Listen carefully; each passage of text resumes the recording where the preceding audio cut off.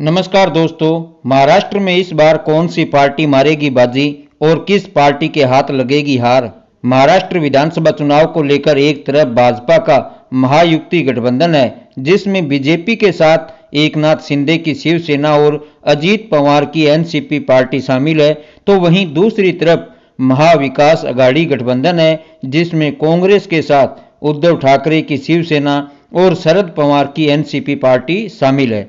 ऐसे में इस बार के महाराष्ट्र विधानसभा चुनाव में कौन सा गठबंधन पूर्ण बहुमत हासिल कर अपनी सरकार बनाने में सफल हो पाएगा। महाराष्ट्र में कुल 288 विधानसभा की सीटें हैं जिनमें किसी भी पार्टी या गठबंधन को महाराष्ट्र में पूर्ण बहुमत हासिल करने के लिए कम से कम 145 सीटों की आवश्यकता होगी। ऐसे में दोस्तों, इस बार के महाराष्ट्र विधानसभा चुनाव को लेकर आपका क्या मानना है। आपके हिसाब से इस बार महाराष्ट्र में कौन सा गठबंधन बहुमत हासिल कर अपनी सरकार बनाता हुआ दिखाई दे रहा है। आप अपनी बहुमूल्य राय हमें ज़्यादा से ज़्यादा कमेंट करके ज़रूर बताएं।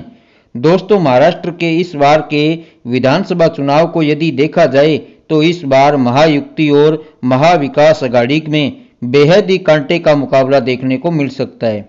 दोनों ही गठबंधन एक दूसरे को कड़ी टक्कर देते हुए दिखाई दे रहे हैं, क्योंकि दोस्तों जो ताज़ा सर्वे निकलकर सामने आ रहा है उसकी अगर माने तो महायुति और महाविकास अघाड़ी के बीच इस बार यदि सीटों को देखा जाए तो जीत का अंतर जो है बहुत कम रहने वाला है।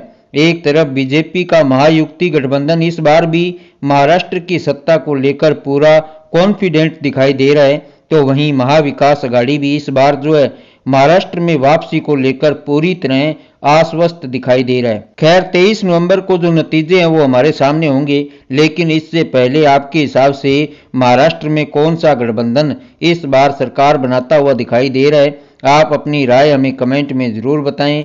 आप किस गठबंधन को सपोर्ट कर रहे हैं।